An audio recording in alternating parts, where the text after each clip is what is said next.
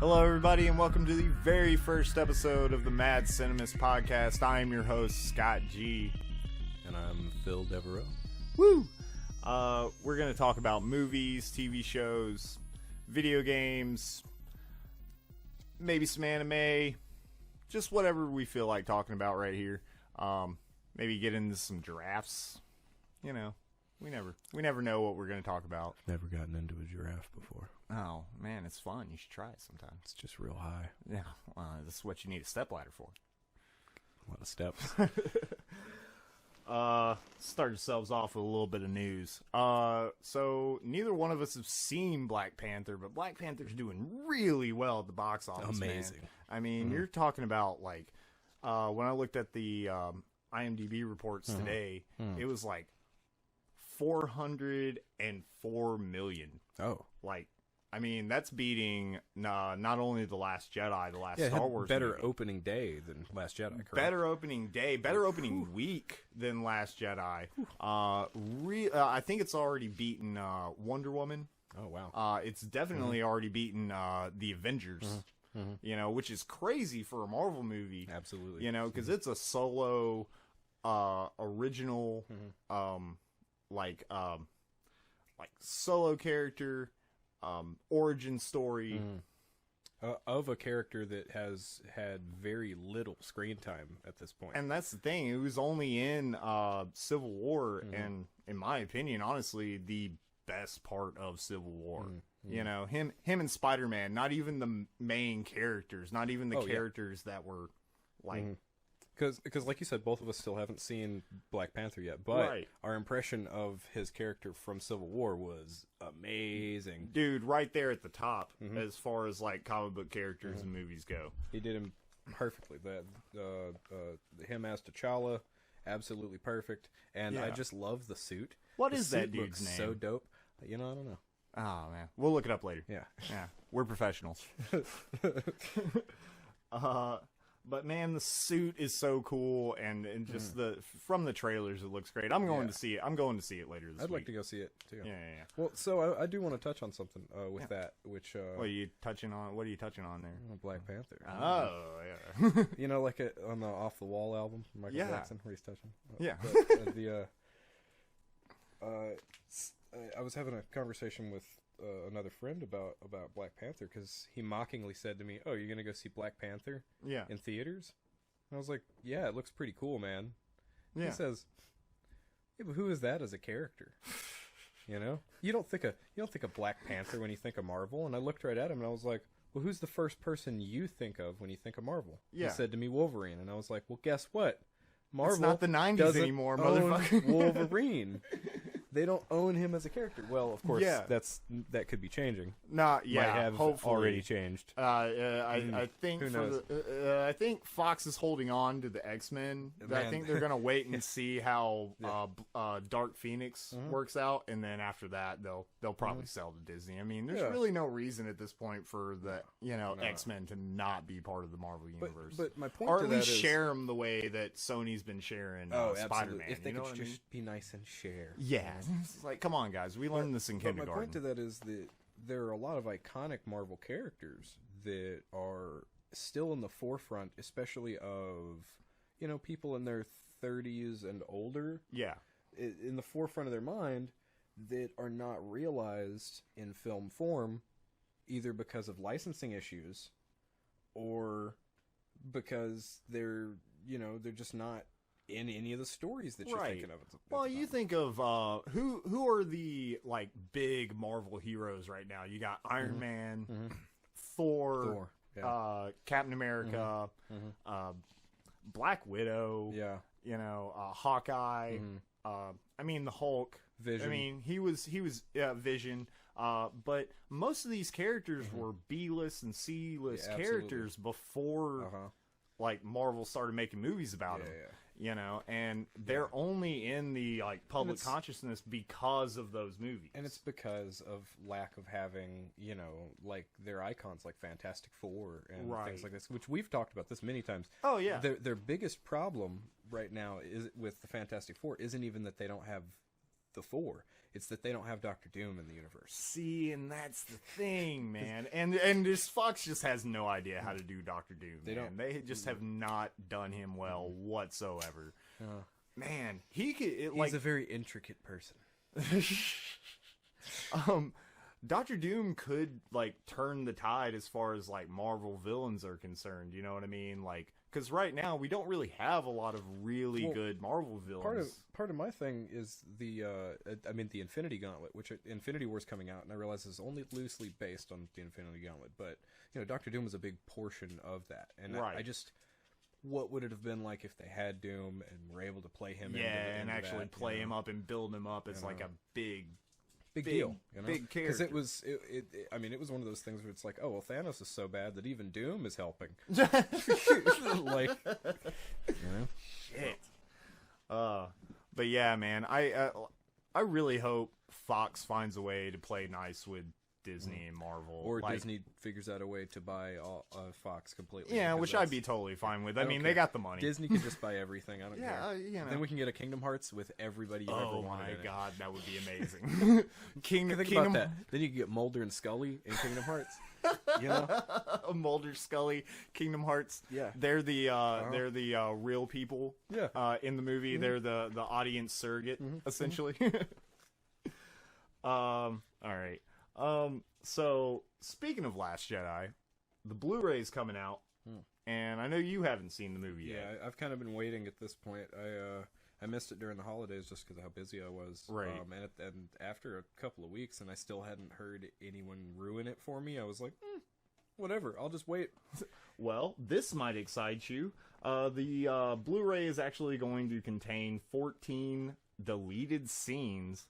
Apparently, the director Ryan Johnson cut a lot from that movie, which is actually really impressive.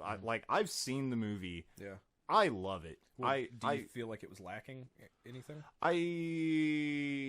Without ruining anything? Not really. Nothing was really lacking, but I felt like more things could have been touched on. The only real problem that I had with the movie was a very specific purple-haired character, and the people that have seen this movie will know what I'm talking about. Like I said, I don't want to spoil it for you, but I just felt like she was just really useless. Okay, so isn't Daenerys from Game of Thrones in that? Is she? I don't know. I didn't notice her if she was. I have to watch it again. Anyways, I'll watch it again when the Blu-ray comes out. With me. With you. Because I'm going to buy it. But yeah, super excited about there being, quite a bit of special features. Apparently there's going to be 2 big featurettes on it, pretty much with Ryan Johnson explaining what he thought about the movie going into it, the backlash from the fans, because there is a huge backlash with that movie. Yeah, which I very intentionally avoided all the specifics. I saw how they tried to propagate this idea that Mark Hamill was really against the film. Yeah. But that doesn't really seem like what he was ever saying. Every interview that I ever saw, he was kind of more saying that he didn't expect what happened, which isn't necessarily a bad thing. And that also people need to reserve their expectations for these type of things and not act like they're going to reinvigorate their childhood. Well, no one hates Star Wars more than Star Wars fans. Good point. Sorry. The we have another guest on this podcast. Her name is Freya. She's getting put in a room because she's being a bad dog.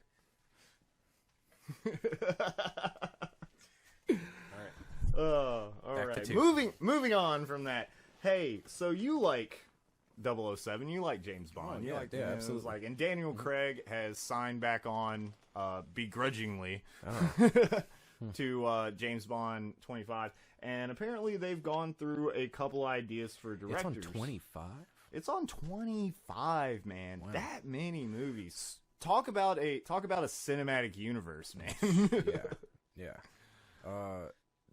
Well, okay, so I want to bring this back up because I told you this the other day. Right. I introduced a concept to Scott about Bond that I heard, where Bond, rather being a person, is just a code name, and that code name can apply to anyone. Right. Rather than it just being the story of this one guy, different events and different actors happen to play him. Yeah. These actually are completely different people that just hold the code name. Yeah, and it's really James just Bond, a 007. Yeah, it's just a code name. It's just whoever you are James Bond Right now. Yeah, exactly. And it's just like because they were talking about getting not Stringer Bell. What's his actual name? Idris Elba? Idris Elba. Yeah, they were talking about getting Idris Elba, which I think would make a fantastic Bond. He's so slick, and Dude, he's still very slick. like powerful feeling. He's got a good voice. He can, I think he could pull off all of the facets of what a good Bond is. Yeah. And he could do, a decent amount of the action. Oh yeah. He looks cool with a gun. He does. If you put him in one of the James Bond cars, he would fit right in. Man, I feel like though Idris Elba always looks smoother when he has a mustache. So what if he was not only the first black Bond, but he was the first Bond with a mustache with facial hair? Yeah. That would be amazing. Ooh. Give him a Lady Shiva. Yeah. Tom Selleck, going on. Oh man. Yeah. Tom Selleck Bond. Oh no, not Tom Selleck as Bond. Oh no. Oh no, just the mustache. Oh, come on. Wow. That's a bad idea. What about Tom Selleck's mustache as Bond? All right. Yeah. You'd be down with that? Yeah, like 80s Tom Selleck's mustache as Bond. Yeah. Starring 80s Tom Selleck's mustache.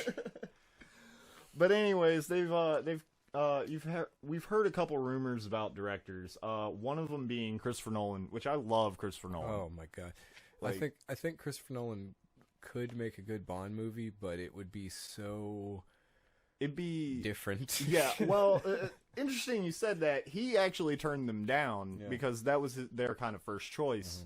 And he has come out. That's just because they wanted an English director. Yeah. Well, and plus, I mean, come on, Nolan. dude, it's Nolan. He's great at action. But he essentially turned them down because he didn't want to come into an established universe. And he actually said in an interview that he would consider doing a Bond film, but only when they're ready to reboot, like what they did with Daniel Craig. Like once they found a new actor and they're doing Okay. reboot. Yeah. So maybe we'll get Christopher Nolan directs Bond 26, starring Tom Selleck. Tom Selleck's mustache. Complete reboot. It's a hit. It's gonna make more money than Black Panther. Yeah, the villain is a Fu Manchu. Not actual Fu Manchu. No. Not Iron Man 3 Fu Manchu, where they fucked us all over with that. Just facial a hair. Manchu. Fu Manchu, suspended in air. That is it. There we go. That's fucking perfect. The other director that they had, which we'll talk more about him later, because this episode's going to be talking more about Blade Runner and Blade Runner 2049. Dennis Villeneuve, Dingus Verbiger. Darth Villian. He's French, so he has a lot of letters in his name, like you. That's just don't need to be. And what was it again? I think I was talking over you. It's Denis Villeneuve. Denis Villeneuve. Yeah. And, so you don't pronounce any of those letters. Oh, so Drangus Veldo. That's it. Got it. Yes. Thanks. All right. So he was rumored, but he's already doing the upcoming Doom film. So he couldn't commit to it. So he actually really wanted to do it, but he was already committed to another film. How do you feel like the new Doom film's actually going to work out? Doom, like with him at the helm, man. Well, the imagery from Blade Runner 2049, which we're about to touch on shortly, I think proves that he can definitely capture that sort of magnificence and awe. Yeah, and definitely within a sci-fi world, like he definitely has a really good eye for cinematography and really lighting, just phenomenal lighting. Yeah. His use of color and all these things, and I think that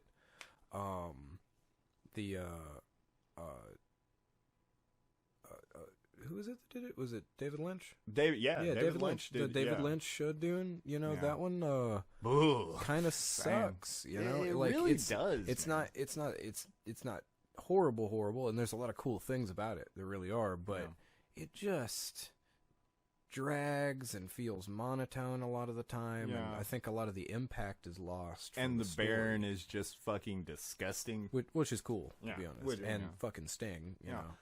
Interesting. I forgot Sting was in that. Ooh, Sting, man. Sting, But I would rather have a more impactful movie, than that. Well, the series, the if you've ever read any of the novels, it really deserves a very visual director that knows how to deal with characters and knows how to deal with actors, which I feel like Drangus Veldin,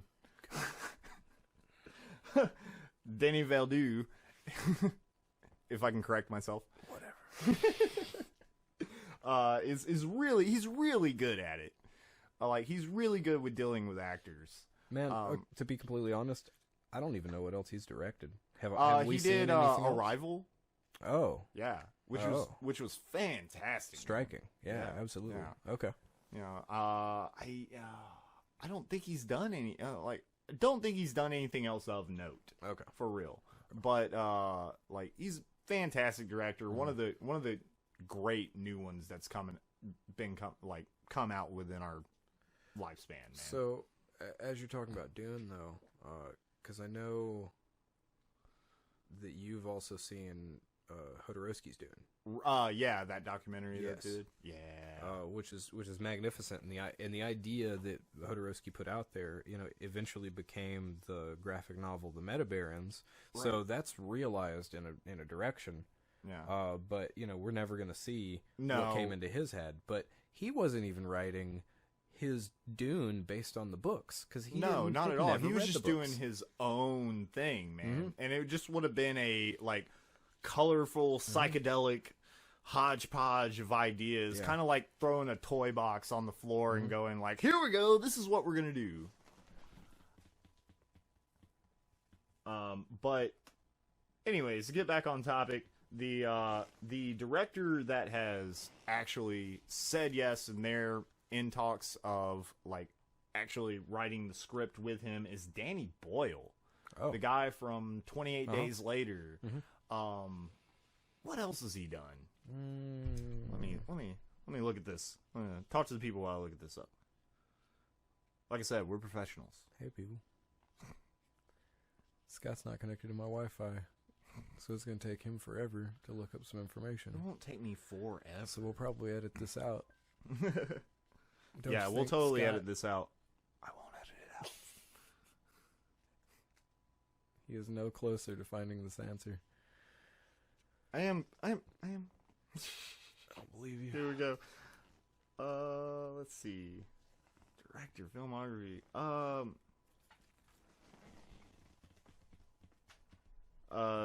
He directed 28 Days Later, Millions, and Sunshine, Slumdog Millionaires. Oh, yeah. Slumdog Millionaires. Yeah, which was a really good movie. Yeah. 2011 Frankenstein. Never even heard of that. Is that the one with, I can tell you because I have it right here on my phone. Oh, okay.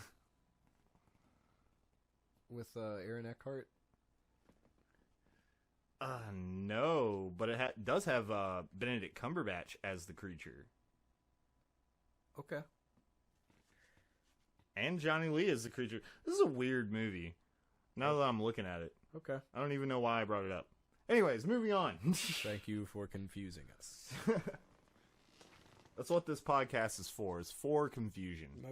Mostly for confusion.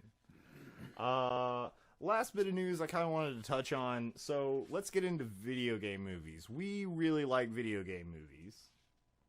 Or video games. Maybe not the movies that they were based. Yeah, off the top of my head, I can't think of too many wonderful video game movies, but I definitely like a lot of video games. You know, next month, the Tomb Raider reboot is coming up. Which looks okay. It looks okay. It looks very similar to the newest iterations,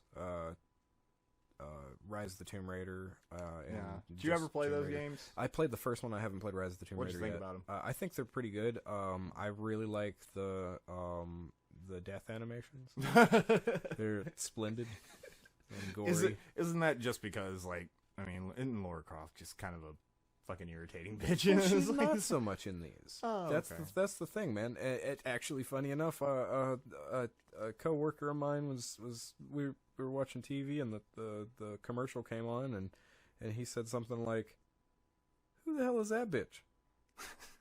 Lara Croft doesn't look like that." And I was like, she does now. And he's like, "Oh, that's stupid. Why aren't her tits as big?" Because that's what Tomb Raider's about, guys. Tits. And I mean, I didn't think the Angelina Jolie, at least the first one was. The first one was okay. Terrible. Oh, you didn't like it?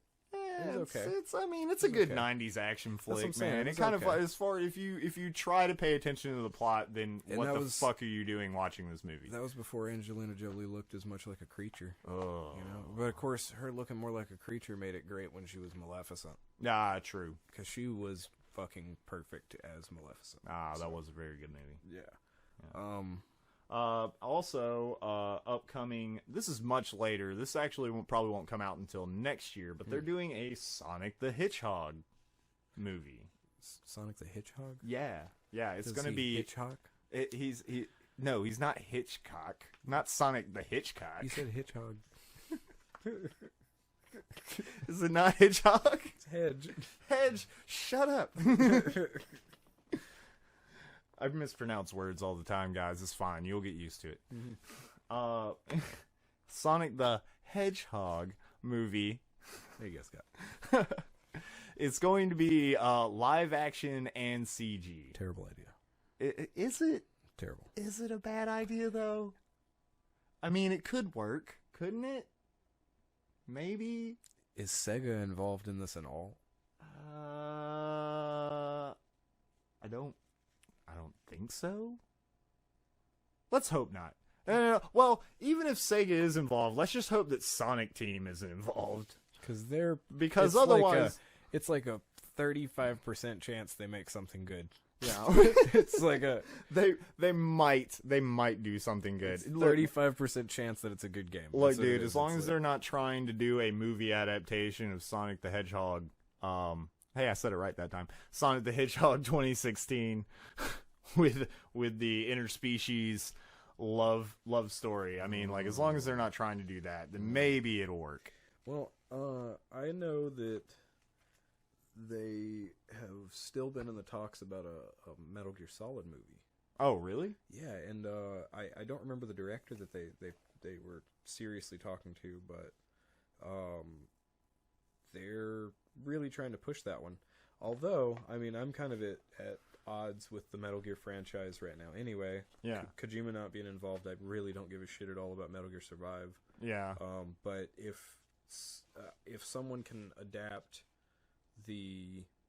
especially the first Metal Gear Solid into a film, yeah, I really feel like that could be done well. Yeah. But do you have any actors that you're really hoping would play Solid Snake? Man, at this point, I can't say a specific actor, but right. I would say I would really like it to be someone that's lesser known. Right, like kind of or like Christian Bale. Because he can get the voice down. He's already got the voice. Yeah, exactly. Yeah. This is Snake. Yeah. And I'm Batman. I'm Snake Man. I'm Snake Man. Snake Batman. Solid Bat Snake Man. Yeah. Solid Bats. Solid Man. Bats. Sweet. Sounds like a Swamp Thing villain. Oh, man. Hit of 2019, man. Yeah. That's the hit. But I'm looking forward to that idea. I think it's possible. I just don't have a lot of faith in anybody doing things correctly anymore. So I just hold my, Philip, you fucking cynic. Man, I've seen it happen. It just... Oh, man. Well, here's hoping that the video game movie curse is over with, but trying to take an interactive movie and putting it into a non-interactive medium, I really don't see that happening personally. Yeah. But anyways, we saw what happened with House of the Dead. I mean,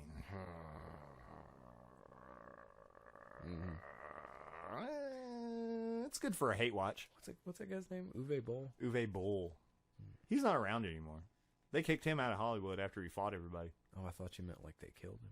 Oh, well, they might have killed him. He's in a fucking ditch. It's like, you'll never find him.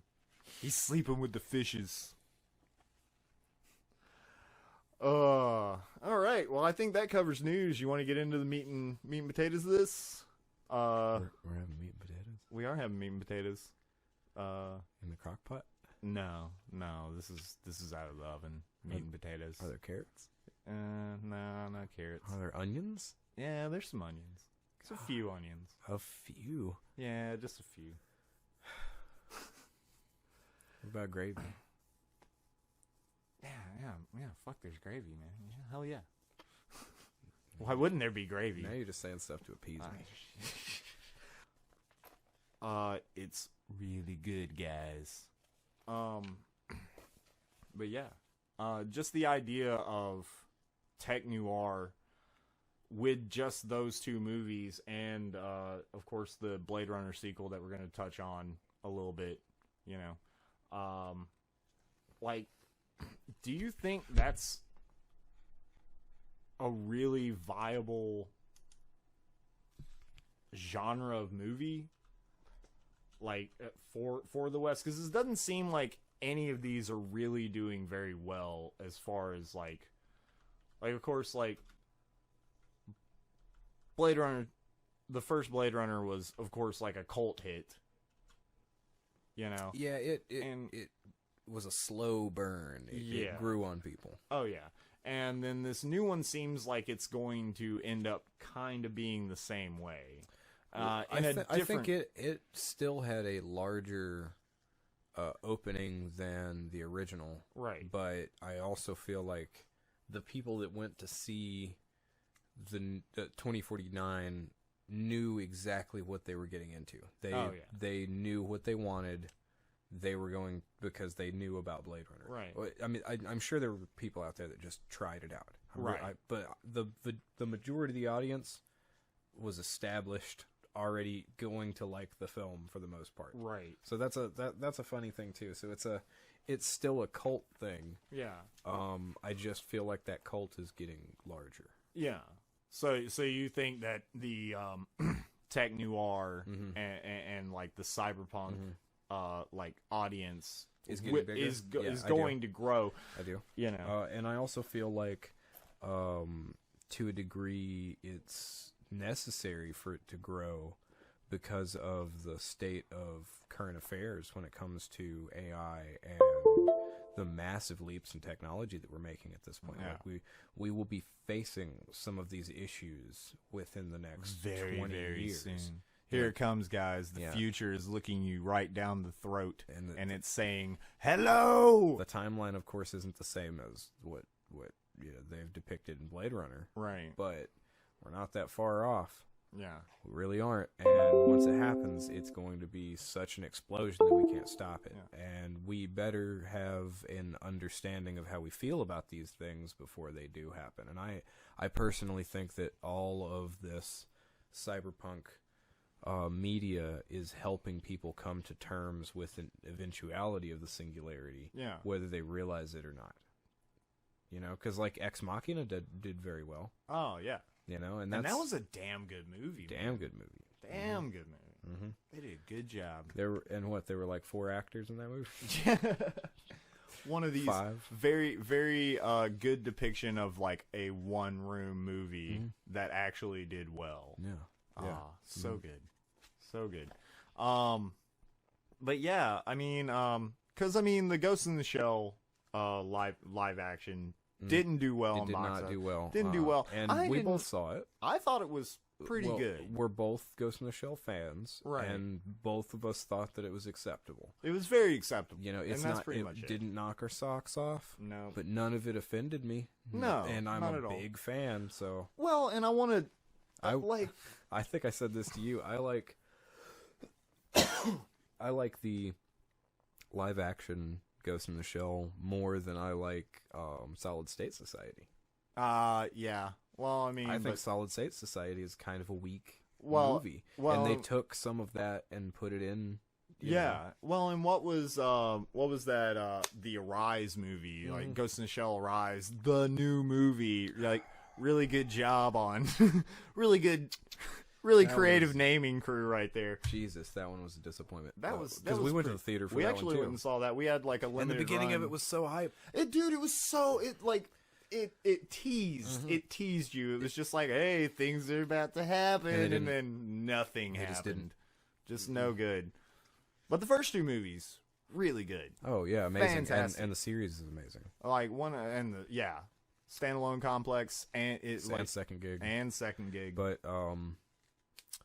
yeah, I still can't really tell whether I like the second film or the first film more, but I think the more that I watch the second film, the more I appreciate it, and the more that I really dig the feeling of it as in juxtaposition to the first one, because the first one is more of the existential crisis of Motoko trying to understand what she really is, knowing that she's greater than just the sum of her parts, and wanting to expand that, and then actually expanding that consciousness in a way that is completely foreign to us at this point, you know, and almost akin to that of enlightenment.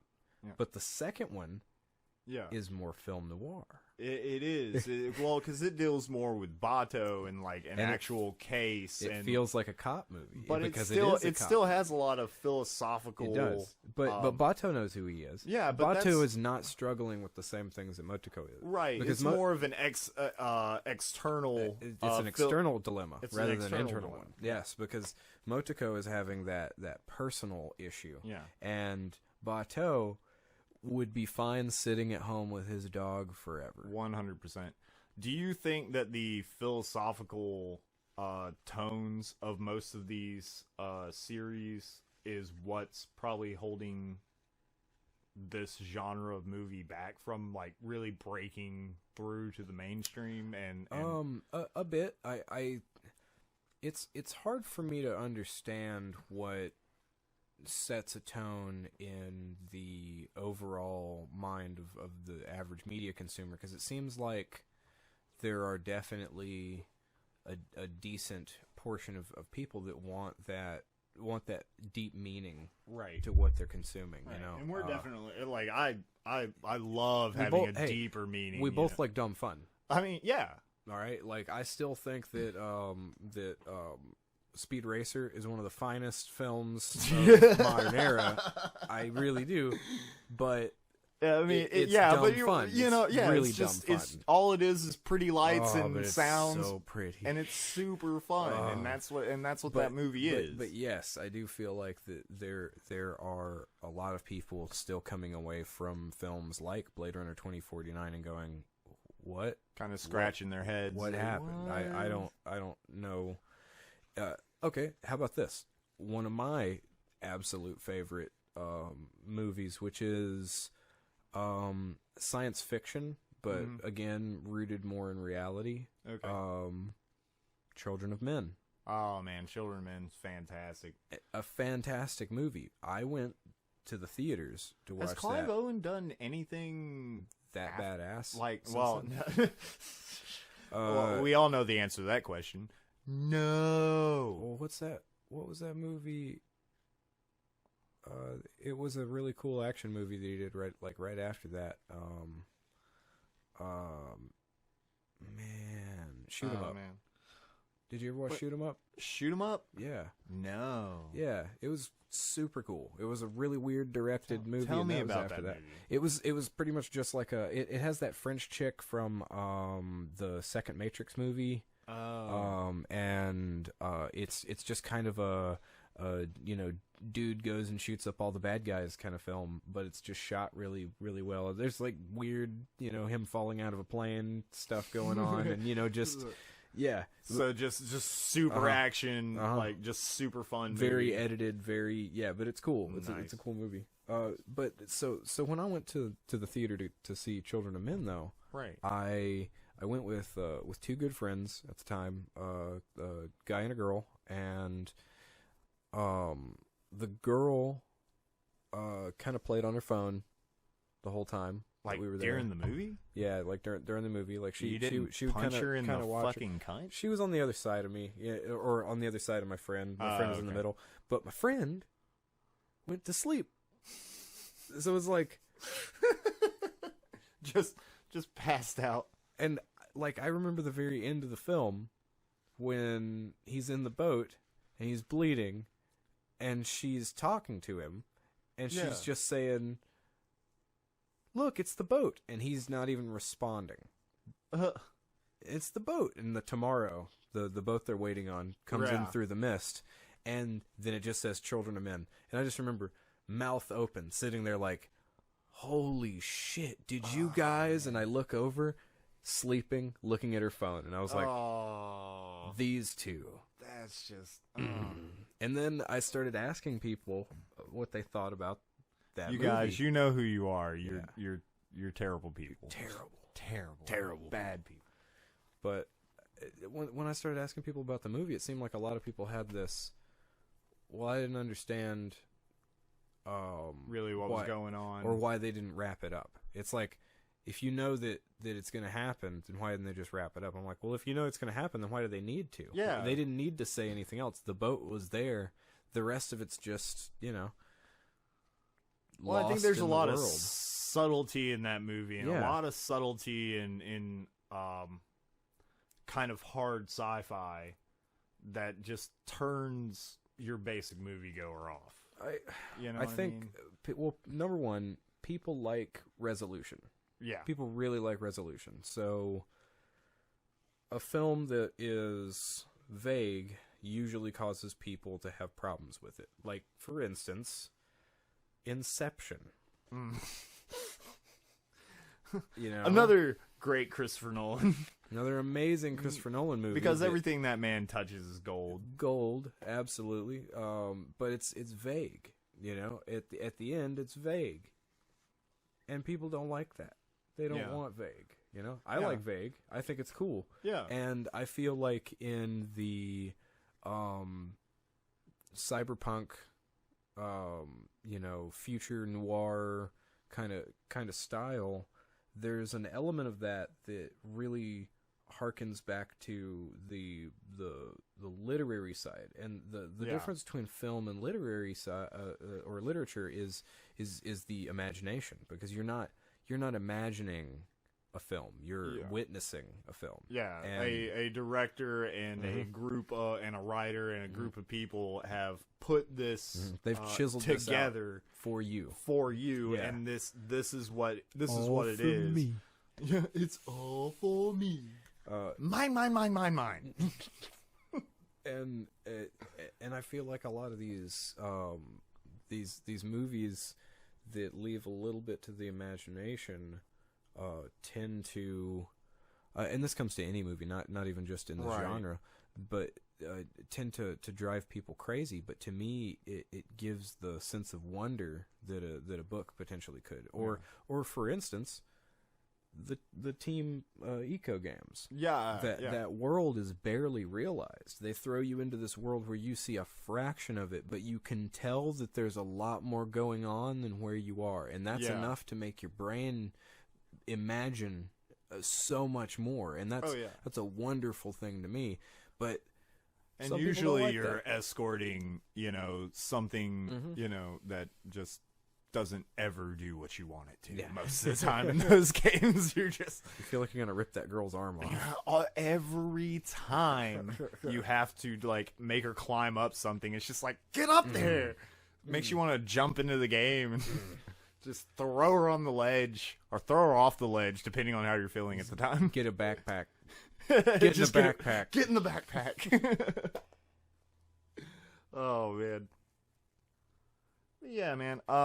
One more thing on the Ghost in the Shell movie. A lot of people were really upset with how they treated the scenes, because they did take a lot of scenes directly from the original movie. Okay.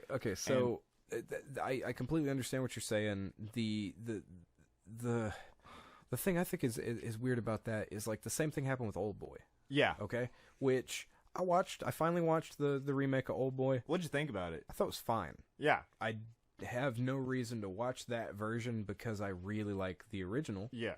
The Park Chan-wook version of that movie is fucking iconic. Yeah. But because of that, they had to take some of the iconic scenes out of it because it really sells the idea of what it is. Right. And there's a lot of Ghost in the Shell that is that iconic imagery. It's the same thing. Didn't you say which one? Who's supposed to be directing Akira? Oh, isn't it? It's Peele. It's Peele from Jordan Peele. Jordan Peele. Yeah. Okay. Yeah. So I feel like he's been the front runner director. Which is awesome. Which sounds amazing. Yeah. But I feel like if he's doing Akira correctly, there's no way we're not gonna get a scene with Tetsuo and Kaneda.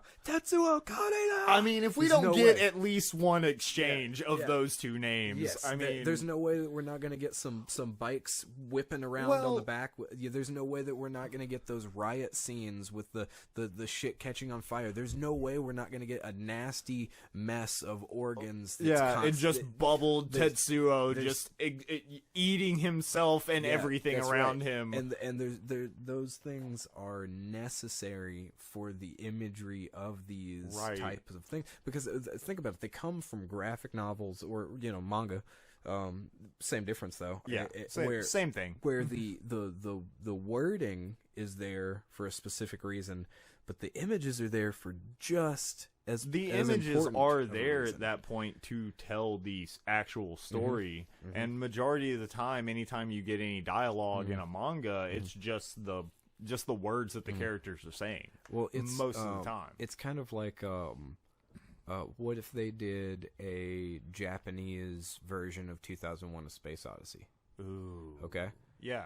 Think about that. That would be. Don't you think weird. That would be super weird. Yeah, it'd be real weird. But yeah, then they'd somehow make the AI way more fucked up. The AI would probably grow limbs at the at the very end and and they tear David to pieces. Really long expositions about sentience and but the what I'm getting at though is if you had a Japanese version of 2001: A Space Odyssey, don't you think that some of those extremely iconic ship passing by moments, and some of the splendor of the universe around the ship would or still even come earlier out. than that, when it's just the apes and there's no dialogue whatsoever. All of that would probably be that would probably carry over. Yeah, it would probably just carry over. Well, and I didn't mind it so much when they just recreated the iconic scenes, because that's what I wanted to. That's what I really wanted to see. Yeah, I went into the movie expecting that, didn't you? Wanting them to almost do a frame for frame remake. To me, you know what I mean? To me, to a degree, that one was like it's like a fan's best of mishmash movie. Yeah, it's like I'm probably only gonna get one shot at this. Yeah. So they did. Yeah. So I'm gonna. Don't worry, guys. There's no Ghost in the Shell 2 coming out. Put your panties back on. No real world innocence. Yeah. But it'd be real good. Like, especially towards the end of that movie when everything gets all trippy. Man. Live action. Oh, you mean when it repeats itself? Yes. Yeah. And it's just Bato and Togasa going down that corridor. See, when I first saw that movie, it was in Japanese, and I didn't have, any idea for the translation. So I mean, I think was it subbed? Yeah, it was subbed. It was subbed. It was subbed. I think the very first version I got didn't have a sub on it, and I had to return it. But just watch it with. I did. Of course, I watched it. Of course you did. Yeah, of course I did. Yeah. That's like I had a version of Advent Children that didn't have a subtitle. It was just completely in Japanese before Advent Children came out over here. Yeah. I don't know why I bothered to watch them. I just did it anyway. But it's I mean, it's animation is arguably some of the best animation in the world. Yeah. So I mean, they've got to take. If you're a fan of anime, you'll understand this. A lot of times, you're not really watching for the story, because some of these stories can be really dumb, especially if you really dig into some of the 80s and 90s anime. But the animation is so good that you just let it be. Mm-hmm. You know. Mm-hmm. It's actually part of the problem that I have with watching anime in Japanese at this point, because I want to pay attention to the animation so much that I don't want to have to read it at the same time. Yeah, specifically subtitles. Yeah, I have no problem with reading a film. I have no problem with that, and I really like the Japanese inflection a lot of the time. So there's that, but. Yeah. I just want to pay attention to the animation. And the shitty dubs help us pay attention to the animation. Yeah. So all you sub-only Crunchyroll guys. Oh, hey, just real quick, before we dig into this. Yeah. Did you see, the Full Metal Alchemist movie is on Netflix? I did. I watched maybe 15 minutes of it. Were you not digging it? I mean, it's okay. Did you watch the series? I watched the series. The original series? Not Brotherhood? The original series. I've seen maybe the first 5 episodes of Brotherhood. Yeah. Which those are essentially a rehashing of the original series. Yeah. It's just more like the manga. That's the only difference. And I mean, because some things are different between the manga and the thing. But the original series, even though it deviates from the manga, it's still it's still really good, and you get those really emotional moments. Like, man, I love Winry. Yeah, dude, Winry is Winry's on point, man. Yeah, she's good anime girl. There's the waifu right there. There you go, best girl, best girl, Winry. She'll fix your shit. She will fix your shit. Fix it right the fuck up. All right, you want to get into Blade Runner? Yeah, let's do it. Let's do this. All right, guys. So, Blade Runner. What do you think? Blade Runner 2049. Well, okay. So I want to start talking about Blade Runner 2049 by explaining my experience of going to the movies to see this. Right. Because I didn't see it in the theaters, guys. I ended up watching it over here with Philip once he bought it on Blu-ray. So, not that long ago, but not a couple weeks ago. But still, you got a nice little setup. It might as well have been a theater. Absolutely. And the actually the setup was better than my theater experience. Oh, really? Yeah. So, okay, starts out already kind of having a rough night. Tensions are high, moods are weird. Perfect time to go into a Blade Runner movie. Oh yeah, me and my roommate go out there, and we go to this movie theater that's way out of the fucking way, and then we meet up with his brother and two other friends of ours. Go in.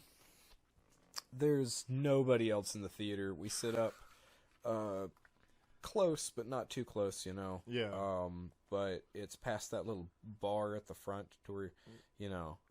I've had 2 times where I've gone into a theater and no one else has been there. I mean, legitimately no one else.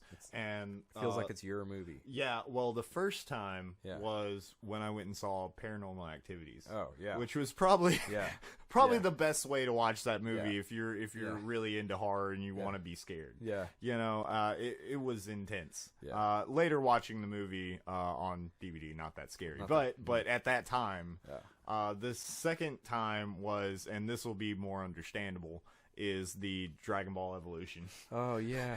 I went to that movie and I should have known. I should have known going into the theater because no one else was there. Man, I've gone to a handful of movies that had nobody else in there, like you know, DOA.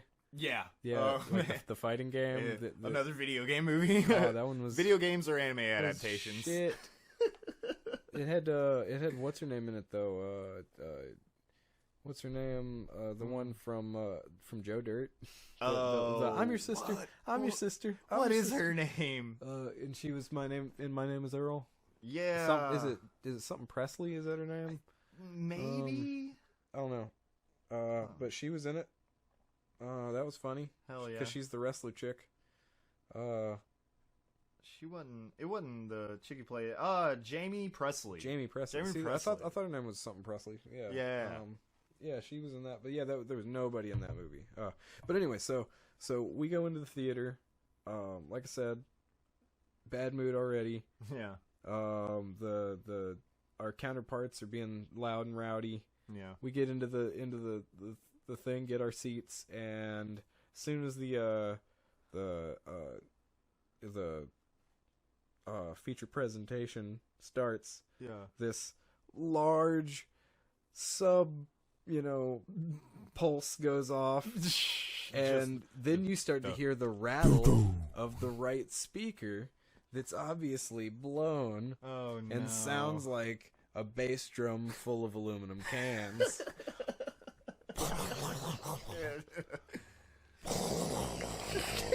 And if any of you guys have watched this movie on a decent surround system or with good headphones or anything, you'll notice that there is a lot of bass. There's a lot of bass, especially during those long, drawn-out scenes. Oh yeah, when they're going over the city and like when Kay's in the speeder, just and nothing. It's just these large pulses that last for long periods of time, and all that was just cans. So it just sounded like cats stepping on aluminum foil the whole fucking time. every time something happened. Okay, so that's going on. Okay.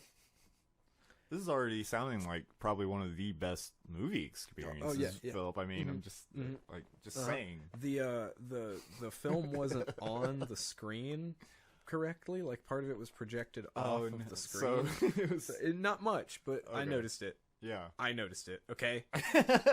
And then the whole time, and you're the only one that matters, Philip. I really am.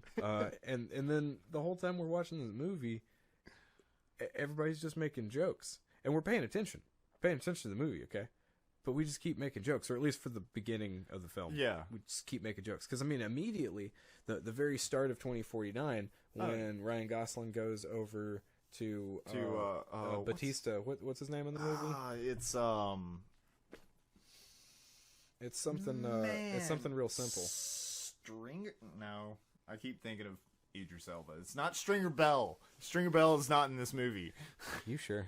He might be. Well, anyway, might be one of the guys on the street. Anyway, Batista's character, Sapper Morgan. Yeah, that's what Morton. Yes. So Sapper. What do you think about Stabber Moorhan? Would that have been a better name? I don't No. Probably not. Not. Sapper. Oh. So, I tried. So the beginning of the movie when he's fighting Sapper, we're yelling at each other. We're like, oh, shit. Oh, yeah. Oh, we're having a good old time and all this. And we keep making fun of the movie. During the later parts of the movie, it devolved into our friend Alex just every time that Deckard came on the screen or that they would talk about Deckard, he would say Deckard in this Australian accent. So he'd be like, Deckard! Oi, Deckard! Just so It's Deckard! Have you heard about Deckard? Is it Deckard? Hey, so I was talking to Deckard later. Deckard. Too good. But I have to say, though, even with those things happening, the movie was impactful. It was one of those things that a couple of moments I actually got emotional enough where I was like, oh no, other people are around me. Hold on. Yeah. And I walked out of that movie feeling refreshed that I'd seen such a thing. And that 2 hours and 40 minutes flew by. I do not let people try to tell you that this is a slow movie. Because it's not. No, those scenes are necessary, and they really set up the tone of the film. Yeah, exactly. Well, and I was saying this earlier. I watched both Blade Runners back to back. The final cut. And then the final cut. I didn't watch every cut of the original Blade Runner. That would take I'm just making sure that's the one you watched. Yeah. Totally the final cut. Okay. Because that one seemed like where the sequel pretty much jumped off from. The final cut is the version that Ridley Scott had complete creative control on. Yeah. So that's why that is considered the definitive version. Yeah. And it is the better version, honestly. It's the final cut. It's the final cut. This is the final cut. Anyway, little code for you guys. But I watched both the movies back to back, and to tell you the truth, man, the original Blade Runner seemed a lot longer, and it's not. It's hour, 2 hours, maybe for the final cut. Yeah, there you go. Look at the back of the box. We're trying to figure out exactly what the 117 minutes, so it comes in at under 2 hours. Right under 2 hours. And I don't know, it just feels a lot longer. So it's a good hour shorter than 2049, and it does feel longer. It definitely feels longer than 2049. Well, and I think a lot of that's due to the difference of the directors. Because don't get me wrong, love Ridley Scott. Oh yeah, he's one of the greats. And he can build a world probably better than anybody in the world. I mean, Gladiator, man. Gladiator. Anyways, but he can build a world probably better than most directors. But I think that's kind of the downfall of the original, is that he focused so much on or not necessarily the downfall, but just what makes this movie different from... Yeah, because I wouldn't say it's a downfall. It's from just a the sequel. Yeah, is that he focuses so much on the world that the story is taking place into, whereas 2049 is a little bit more. It's a lot more it's a lot more plot and character motivated than the first one was. Well, so the first film focuses. It's also a lot darker. The first film, like with 2049, the lighting is very impressive. Anyways, first film's a lot darker. First film definitely hits on that noir, 1950s detective movie, kind of style a lot more than 2049. 2049 feels a little bit more less noir and just more classic sci-fi. True. You know, it has. Yeah. There are moments in that the lighting kind of reminds me of things like Mass Effect or The Martian, or you know, where it's just this really striking kind of color palette that is very different from everything else I've seen. You know, whereas the original movie used a lot of blacks and gray and very like dirty colors. This one tends to go more like bright blue and orange and yellows and stuff like that. Yeah. I think that the city itself, as far as the signage and the imagery in that regard, is very similar, and I like it that in 2049 they don't make it look that much more advanced than the stuff in the original. Yeah. It doesn't look like it's some kind of gigantic leap in some signage direction. Oh man, those holograms are still kind of there in the original. They're just not as robust because, of course, the technology to make them wasn't there. But and you're talking about 30 years afterwards. So, I mean, think about what the technology was 30 years in the real world and what it is today. Well, I mean, but the difference is that they had that blackout. Right. And that's a good time to jump into the shorts. The shorts, Jump into the shorts. Jumping into the shorts, guys. So, the first of the shorts, as far as timeline wise, is Blackout 2022, and it's animated. It's anime. It's that real like crisp, very fluid, late 90s, early 2000s. Like Animatrix is probably the first thing that I can think of that that would probably be the closest to that anime. Yeah, but dude, it's the Cowboy Bebop director, man. Oh, it's man. Shinichiro Watanabe. Watanabe. Yeah, man, and he's a badass. He is a badass, and he's like heavily influenced by Western culture. If you haven't seen Cowboy Bebop or Big O, which he's been like, he was essentially the directors of.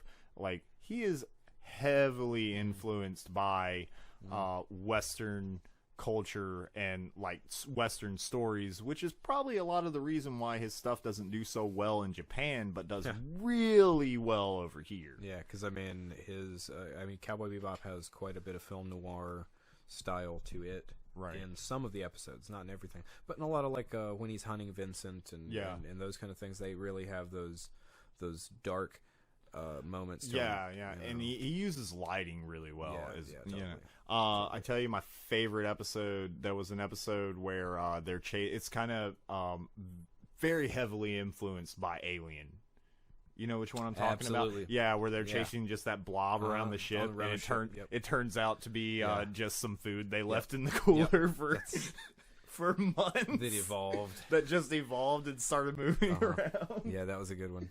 That's probably my favorite episode of that series. So, in Blackout 2022, we find out kind of what happened in timeline-wise, and we're not really going to go into the specifics of it, just more touch on the concept.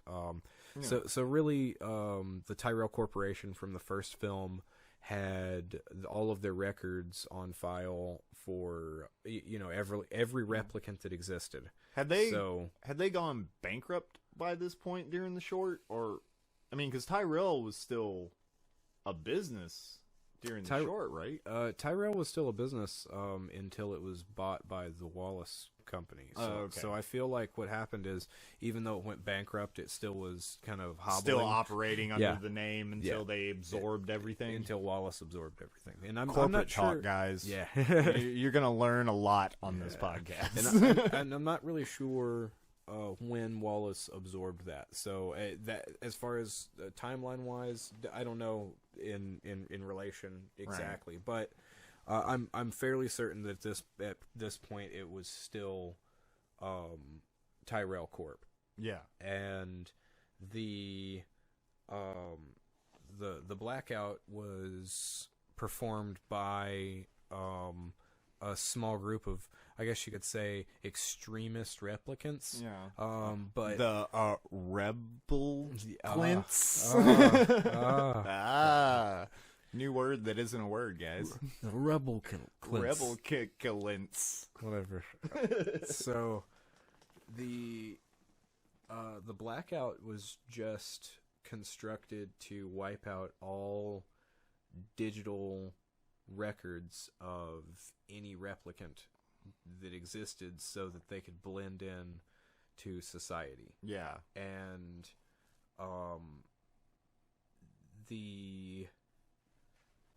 still like Nexus 6 like models or Nexus 7?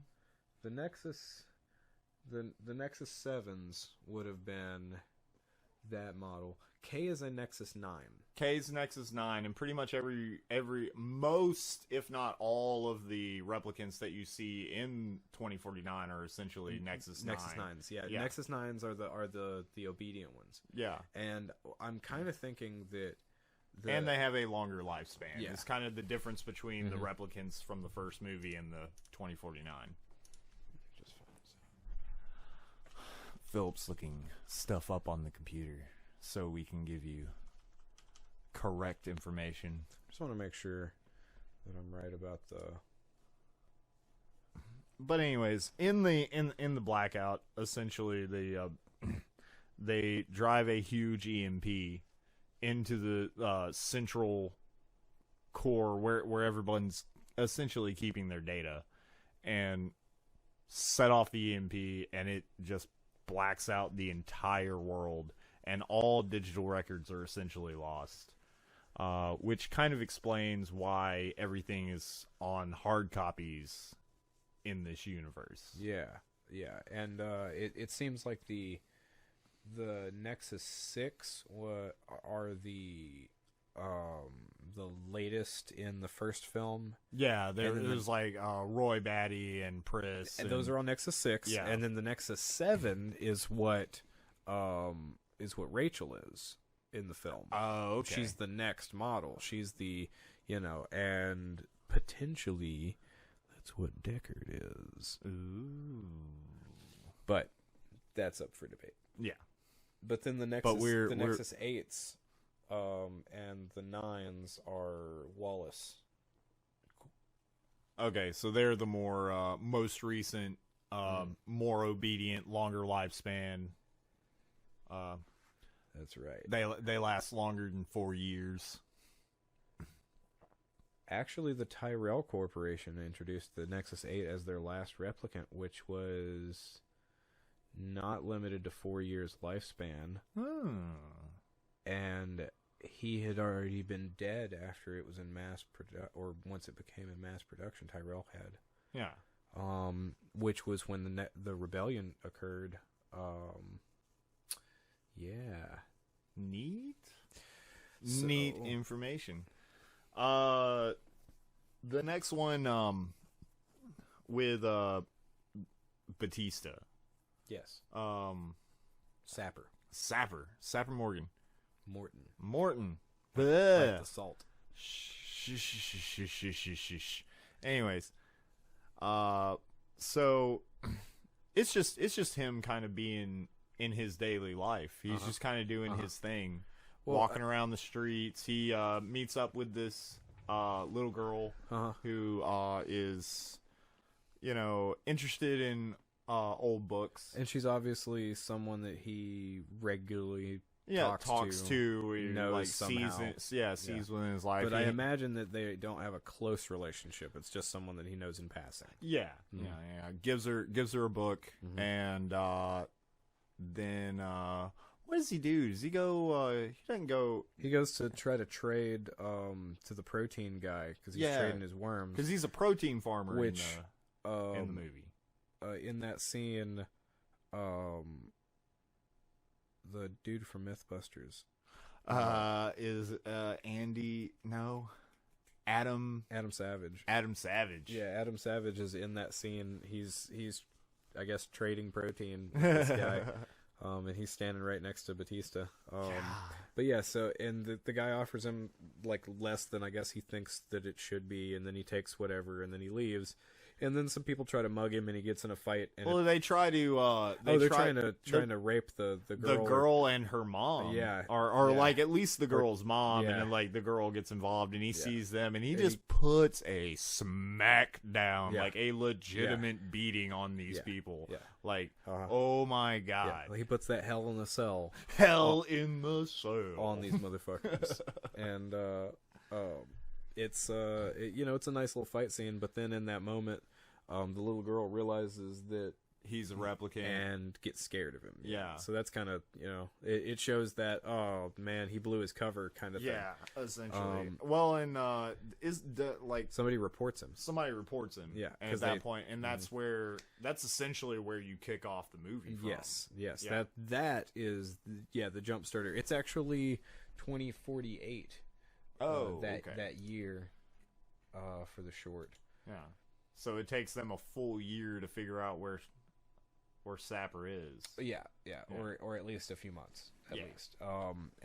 But then I would say both of our favorite of the shorts. Is the Wallace? Yeah, 2036 Nexus Dawn. Actually, that gives us a really good representation of the timeline. And if I had looked at things, I probably could have figured this out, but I didn't.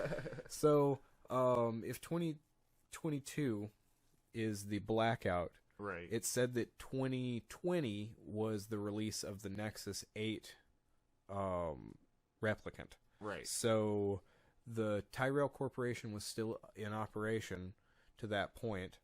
I imagine that it was either turned into a warehouse or just sitting around, or just storage for like.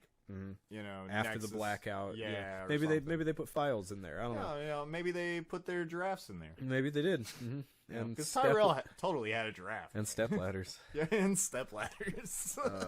But the Nexus Dawn short is 2036 Nexus Dawn, and in this we get to see Neander Wallace showing his character. What a really weird name. Neander. Yeah. Just meandering. Yeah. Meandering man. Meandering Neander. So he and he's actually late for the meeting, so he meanders in. He just and they're actually about to close up shop name. on the it's like it's a board meeting, and they're trying to judge whether or not it is ethical for Wallace to actually manufacture these, more replicants. Yeah, these replicants, which he has already invented the Nexus 9 at this point, right? On the back of Tyrell technology, right? And he shows them what a Nexus 9 can do. Which basically he puts the Nexus 9 in a position where he has to make a choice between his own life and killing Wallace. Yeah, killing Wallace. And he immediately takes his own life, which is shocking as shit the first time you see it. Yeah. Like, you really don't... It's very striking. Like, you really don't see this coming. There's a line that he has that's always got me, because, I mean, he's trying to prove to these people that he has absolute control over these, and then the same problems that Tyrell had won't happen with these. Yeah. And he after he makes the Nexus 9 kill itself, he says, "The decisions we make today will either polish or crack the firmament." And you can real tell deep there, Jared Leto. Yeah. Real deep. Yeah. Cutting real deep. By the way, as far as Jared Leto goes, I was watching an interview with him, and he was talking about playing the part blind because he's supposed to be, blind. The character of Wallace is blind, right? But he used hard contacts to block out his ability to see. Yeah, and I was and he actually spent some time with an actual blind person, with a real blind person. They're real, man. They exist out in the world, and he spent some time with them. But he actually played the part blind. Actually, spent some time with a real blind guy. Stayed at his house and watched him do his thing. fill up a glass of water, stick his finger in it, like actually, count his steps as he's moving, so on. The little nuances and mannerisms that you wouldn't think of just going into a role. Yeah. That's the thing about Jared. I think Jared Leto got so much shit from Suicide Squad. Oh yeah. That people acted like he's not a good actor. And he is a very good actor. Don't get me wrong. He's played in some things that I haven't really liked. But specifically his part as Wallace is phenomenal. It's phenomenal. Fantastic. They were actually talking about getting David Bowie for the role before he passed. Oh man. I like it that Jared Leto is the guy because I think he fits. I think he works. But I love David Bowie so much. I mean, like him as Nikola Tesla in The Prestige. Oh, yeah. Holy shit. Dude, that was so good. It was so perfect. He's so good. Perfect. Another Nolan film. Another Nolan film. If you can't guess, I love Christopher Nolan. Oh, we both do. Who doesn't love Christopher Nolan? So those are the Dumb three people. shorts. So let's get into the movie itself now. Okay. So, man, I really like Kay as a character. I do too. I think Ryan Gosling did a fantastic job of just playing a replicant, which is something. His official name is KD6-3.7. Yeah, and our Joe, but I think he did a really good job of playing that. Especially in the beginning of the film, he's very obedient.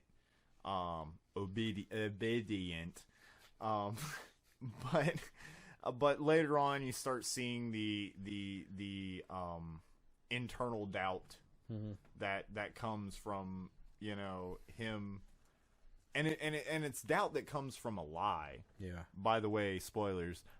When he finds out that he's not the Rachel's child, or Rachel and Jared Deckard's. Deckard. Deckard. They had a kid. Did you say Deckard? Yeah, I said Deckard. But you see that doubt that was built from him making his own assumptions, and I don't know, man. I feel like he captured that really well. Yeah. We were supposed to have a buddy come on the podcast with us, Neil, and I honestly think that he would have said the same thing. I feel like he really loved this movie. He loved it. He loved it. It was his favorite movie of all time. But we didn't need three people saying that they loved the movie. Yeah, exactly. So we just told him, "Hey, man, you just stay home with your kid and your dog we know how much you love this movie, Neil. This is his favorite movie." So, one of the things that struck me a lot about 2049, and that's included in the Nexus Dawn short, is Wallace's God complex. Oh, yeah.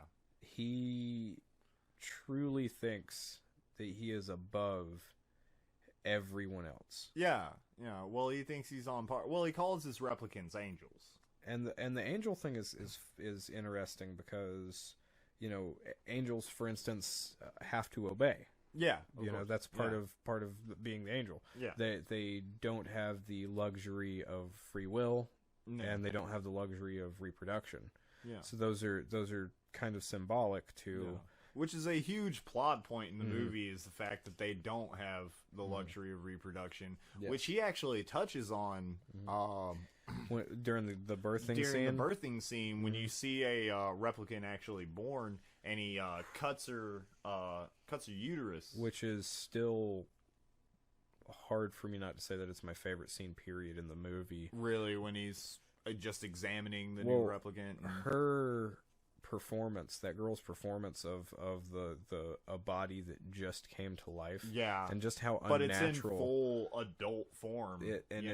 It's almost disgusting. Yeah. It looks like it hurts. It looks like it's a completely alien feeling to this. Well, he even says in it is like, before we even know who we are or what we are, we know fear. Absolutely. Yeah. And that was that within itself is like very powerful. Like so I'm taking it as he is making sure that they can't reproduce. Yeah. Which is why he carved. But he says later on in the scene that he needs them to, is like Tyrell's last trick that I can't figure. That's why they want the. So why does he cut her? I think because they can reproduce, but it would come out deformed. That's what I was going to get into. There was a defect. Yeah, there would so be he's just stopping it from being possible. Yeah, he's stopping it from being possible at all until he can figure out exactly how to do it. Which is why he needs Rachel and Deckard's kid. Yeah. And it's like, so he can figure out how he kind of reverse engineer. Yep. With that. Yeah, the angels. His angels. Yeah. The head of his angels. Love. Joy. Oh, Love. That's right. Love, which is spelled L-U-V, by the way, which I think is funny. She is a monster. Oh, man. She is an absolute monster. I am terrified of that woman right there. Yeah. Stone cold, dead in the eyes, but will cry with like no emotion on her face. Yeah. And just is completely kick ass. Yeah. Like, no, well, and she is single-minded to the point of like obsession. Like, and she is like she's obsessed with her creator and making him happy. But she lacks a lot of social skills that some of the other replicants don't, which I think is kind of funny. Yeah. Like, for instance, when Kay is looking through the archives and she comes up on him and starts talking to him, and then she says something about how Rachel because flirting. They're watching the old footage from the first film. Yeah, of her Voight-Kampff test. Yeah. And so Rachel is flirting with Deckard, and she points this out. Love does to Kay. And then she's like, you know, people will start talking about personal situations. It makes you feel desired when you get asked personal questions. You get asked personal questions, and then she tries to ask Kay a personal question. So, how do you feel about your job? Yeah. Or something. Yeah. And he just like, what? And he just immediately is just like, thank you. Yeah. You know, leaves.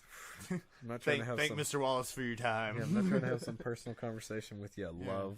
Dude, just most of the women in this movie really try to come on to Kay, either successfully or unsuccessfully. Which that's kind of a Philip K. Dick trope. One of the issues that a lot of people have with Dick's writing when they start looking at it is that he really only writes a handful of characters. Right. And one of the characters that he's really good at is the down on his luck everyman. Yeah.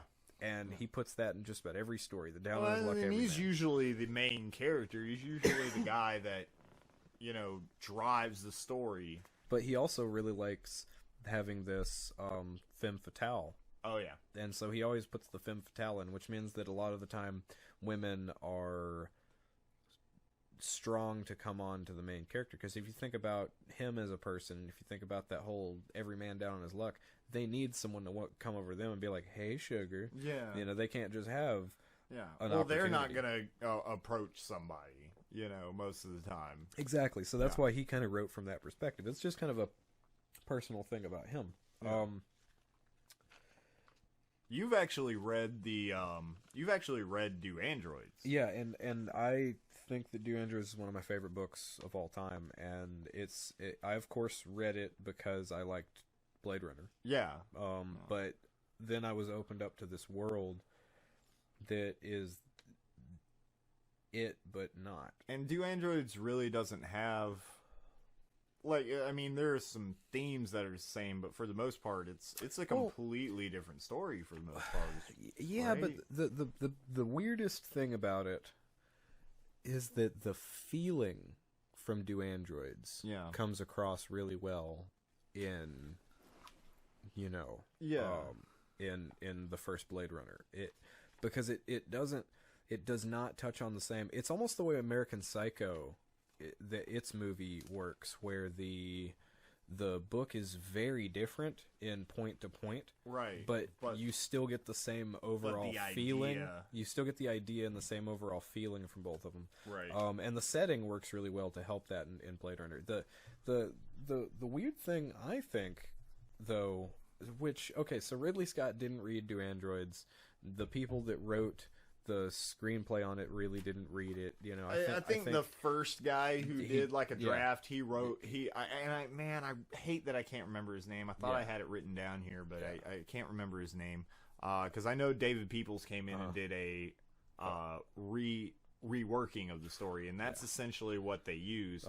But he was really kind of trying to do a one-room detective drama in this world. Yeah. So because he read Do Androids and said to himself, "There's a film here." Yeah. Man, I can't remember that dude's name. But so I feel like there's a lot of things that were left out of the original film for good reason. And I'd like to touch on a couple of those real quick. But oddly enough, some of them kind of come out in 2049 even more than they do in the original. Yeah. The really interesting tidbit before you get into that. The opening scene of 2049 was actually slated to be the opening scene of the original Blade Runner. Oh. If that makes sense. There's actual storyboards that you can look at. So just a little fun fact in case. Yeah. Huh. Yeah. So Deckard was actually supposed to be the guy who came in and like found the replicant, and there was a pot boiling on the stove, and wow. Yeah. That's really cool. Fun fact, guys. So in Do Androids and in the original Blade Runner, we all know about the Voight-Kampff machine. Right. But which is the machine that they use to detect, tell if someone's a replicant. Yeah, by judging like pupil dilation and eye movement and very natural things. Essentially, they ask them questions that is supposed to give them a emotional response. Yeah. And in the book, there's also another version of it called the Benelli test. Yeah, you were talking about that. What is that? Well, so okay. To mention another thing that's different, Zora from the original film, the stripper, exotic dancer, whatever. Yeah. The chick with the snake, which actually, come to find out, that was actually her snake. Oh, yeah, that's cool. Can I bring my own snake? Can I just work with this guy? I mean, he's used to me. He's here. So, Zora is actually a character called Luba Luft in the book, and Luba Luft is not a exotic dancer. She is an opera singer. Yeah. And there is an entire storyline that's been left out of Blade Runner where he goes snooping around, much like he did with Zora, in the back room, talking to her about this and that, except she, instead of playing into what he's saying and leaving, calls the cops on him. Because she's like, whoa, who's this creep that's in my dressing room? Yeah. You get out of here. Don't you know who I am? Wow. So instead of, like, playing along and then, like, kicking the crap out of him, she just... No, she gets up in arms about it. Yeah. Who is this in my room? I can't believe you'd question me.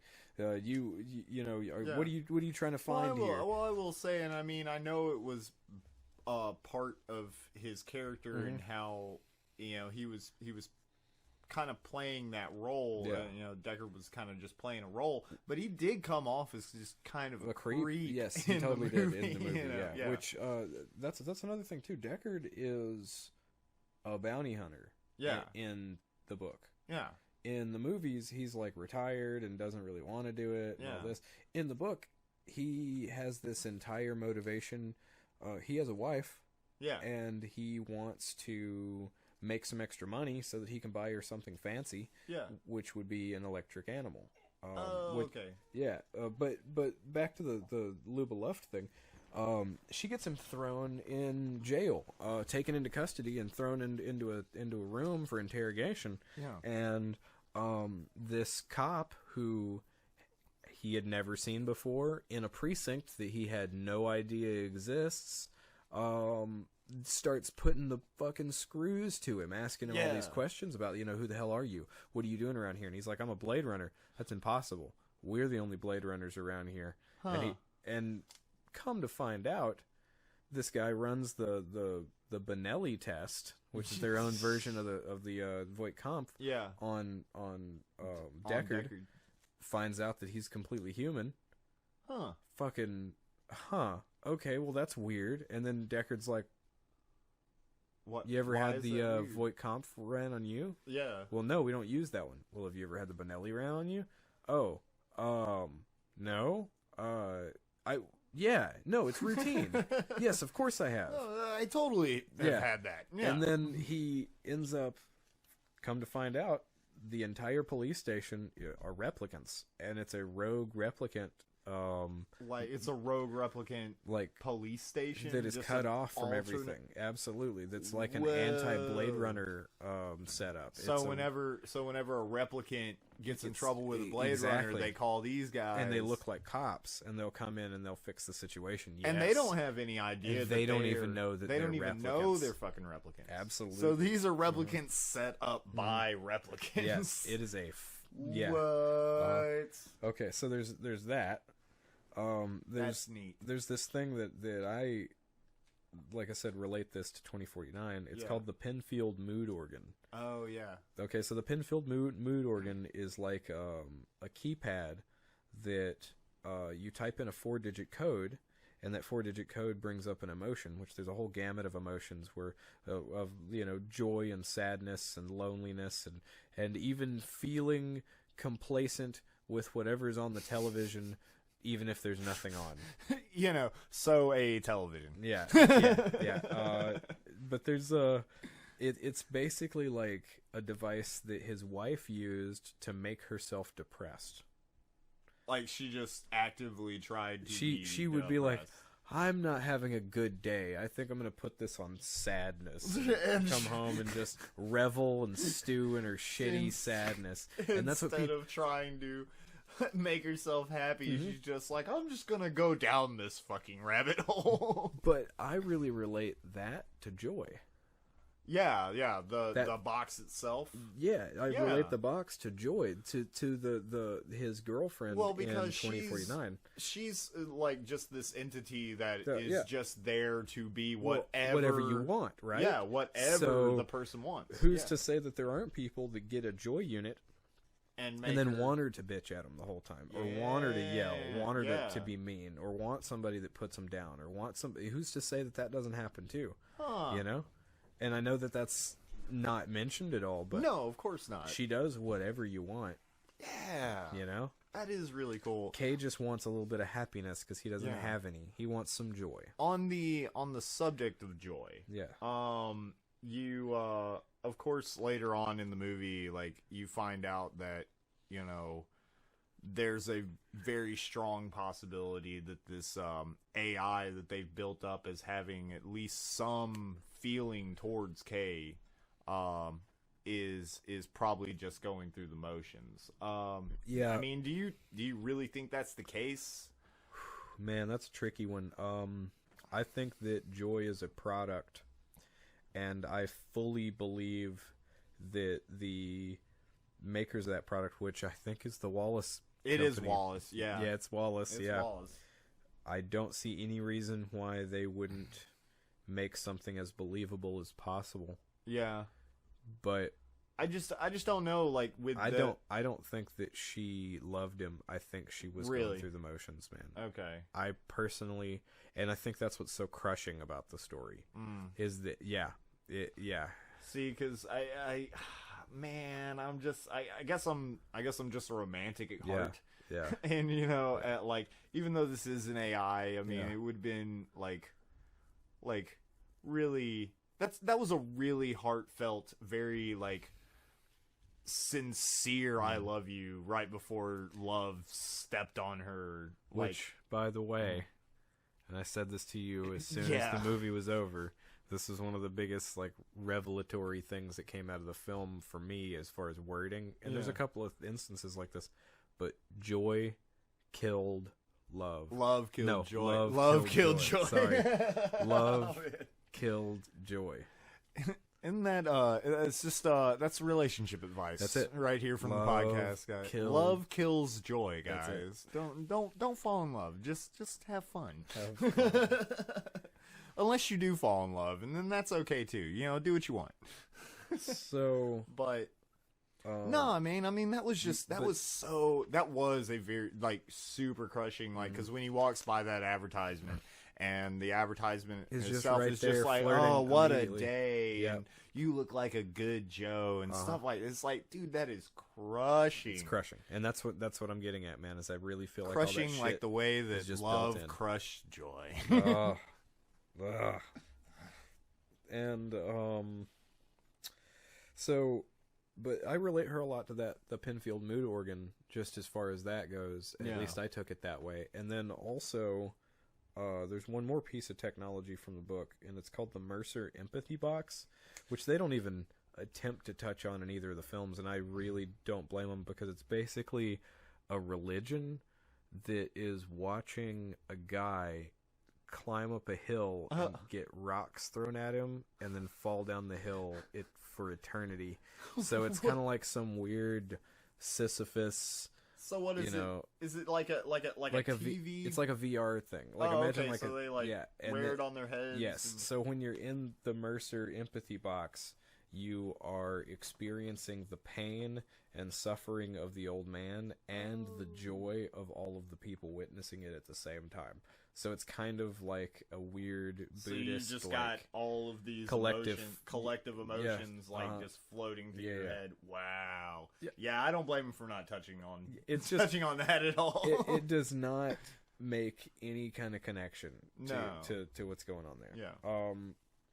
So. Okay, this is one thing again about Do Androids that I think is more relatable to 2049 than to the original. Yeah. And that's the intention of the replicants. The first film paints the replicants in this light of vengeful and maniacal. To a degree, to at least the replicants that we see. That's what I'm saying. Because because in the universe they are essentially manufactured for slave labor. Yeah, and really more off-world slave labor. They're absolutely. Especially in the first film, like there really aren't any replicants on Earth at that point. Absolutely. Yeah. And they're illegal. Yeah, and the only reason you see replicants on Earth in 2049 is because Wallace found a way to make them obedient. Well, not only that, but also because of the ones that are left because of the record being scattered. Right. Because when the record was scattered, all these replicants got to go, rogue replicants, and they got to go live their lives. Yeah. And those are all Nexus 8s, I believe. Okay. And that is what I mean by the intentions of the replicants in the book. Yeah. Because in the book, they have no intention of trying to expand their lifespan and do all that. They are merely just trying to be people, and they don't want to be slaves anymore. Do they have a shortened lifespan in the book? Do you remember? Not that I remember. They're just essentially androids, because the word replicant isn't even in the book. No, they don't androids. Call them. Yeah, they call them Andes. Yeah. I think that was something I saw from when I was watching some of the special features on the original. Yeah, they just call them Andes. The reason they went with the word replicant, and in the more slur Skin job. Skin job, which is a great term. Isn't it? Yeah. It's such a great term. Yeah. Start calling people out on the street. They won't even know what the fuck you're talking about. But like, the reason they like changed the name is because they didn't want a bunch of people walking around the movie just calling everybody Andy. Yeah. Yeah. Yeah, it sounds silly. It does sound silly. It works in a book, but not in a film. So good job, writers. But the intention of the replicants in 2022 and 2049 and into androids seems to be more, we just want to be able to live a life without being a slave. Right. And it seems like in the first film they're way more aggressive. That's really all I'm saying. Because, like, for instance, no one ever gets close to Tyrell in the book. No one ever gets near him. And J.F. Sebastian in the movies is actually a guy named John Isidore. Yeah. And John Isidore is a big part of the book. He's like half of the book is his experience. Which is crazy because, I mean, like, J.F. Sebastian was such a, like, really interesting character, and you really don't see him very much. You really don't get to know him very well. His representation in the movie is actually pretty close to the way that they describe him. You know, he has this this disorder called Methuselah's disease. Yeah, essentially where he like ages too fast. Yeah. But he what did they call it in the movie? I think it was something like advanced decrepancies disease or something like that. I don't remember, but in the book he is referred to as a chicken head, which that means someone who has been mutated by the radiation of the planet to the point that they don't think right no more. Oh dang. So, they just good old boys. They just simple, trying to get their day to day on. Simple, yeah, and that's actually part of the weird thing with, because I mean, what I was saying about the tonality is there and the message is there, even though they're different in the movie themselves. Right. Like the whole idea of what's the difference between being an android and being a human. That's really what all of this whole thing. That's essentially what the main overarching story of all of it. And really, like, not even just in Blade Runner, but in most of what we've been talking about is like, what is human? What is your identity as a human? And is there really a difference between a true artificial intelligence and humanity? If it's cognitive of its being and if it's able to make decisions for itself, is it any different? If you think, then are you? And so Isidore in the book is almost described as this guy that has nothing going for him at all until these androids show up. And he's actually taking care of 3 of the escapees. Maybe 4 of them. Not more than just Pris and Roy Batty. So check this out.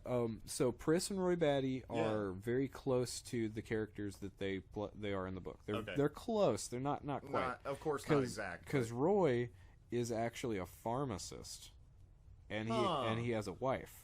So he's not just a muscle man. A muscle man, super soldier from outer space kind of guy. No, he's acclimated to like actual human life. Yeah. And he's a pharmacist, and then he has a wife that's something else, and I don't remember what the fuck she does. But Pris is actually, check this shit out, the exact same model as Rachel. And looks exactly like Rachel. Oh man, is Rachel's not in the book at all? Yeah. Oh, she is. Yeah, she is. Oh, okay. She is, but it's not the same. It's not. Yeah. It's not the same. Like she definitely is still like he shows up and tests her and all that kind of stuff. Right. And he talks to Tyrell and he's learning about the nexuses and Rachel tries to get him to go away with her to Seattle. Yeah. Which is kind of what they imply at the end of the first Blade Runner. Yeah, well, especially in the theatrical cut because they're driving down this green, luscious, happy ending. Yeah.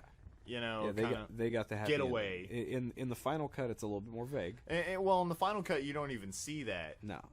No, but you see them kind of going away. You see them walk out of his apartment. That's it. And that's it. That's it. Yeah. The last part of the book is okay. So, like I said, wife's depressed. She goes home and uses this emotion box. Yeah. Right. And it, like, intentionally gets herself sad all the time. Deckard is a really hard-working bounty hunter. Yeah. This is what he does all the time. This isn't just some kind of, like, I'm the last guy that can do it. Look, man, this isn't his hobby. No. This is his job. This is his fucking job. This is his life. So at this point, he decides that he's going to do a bunch of overtime, and he's going to get something special for her. Yeah. Okay? And he ends up buying himself a goat. A real goat.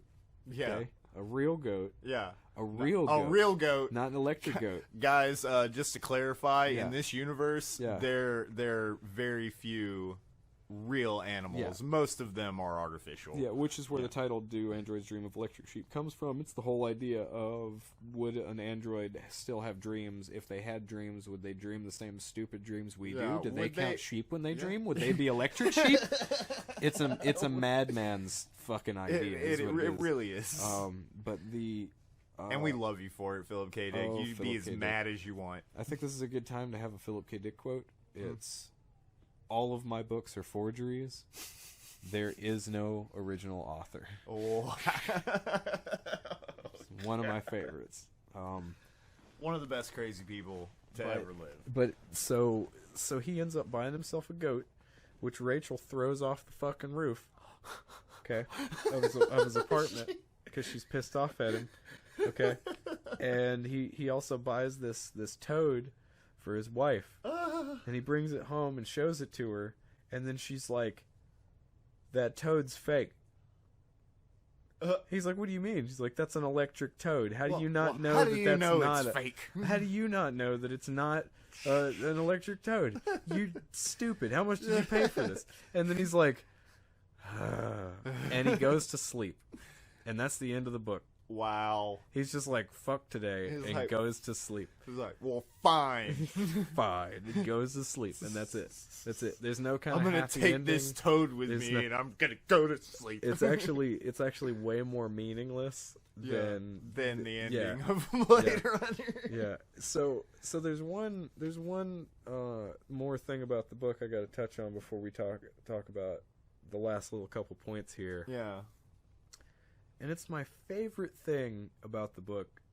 And it's in the movies, but not by name, and no one mentions it. But it's the idea of kibble.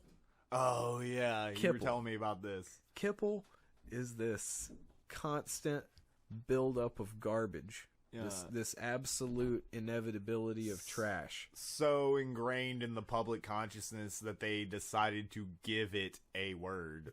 Yes, and it's almost like an entity. It's growing. It's trash everywhere all the time, and it's this idea of this future where, like WALL-E. Like where everything is just covered in garbage. Just think WALL-E. Think about WALL-E. Yeah. With a name behind what the fuck he's actually doing. WALL-E, best dystopian kids movie ever. That's right. Only second place would be Animal Farm. And then maybe Secret of NIMH.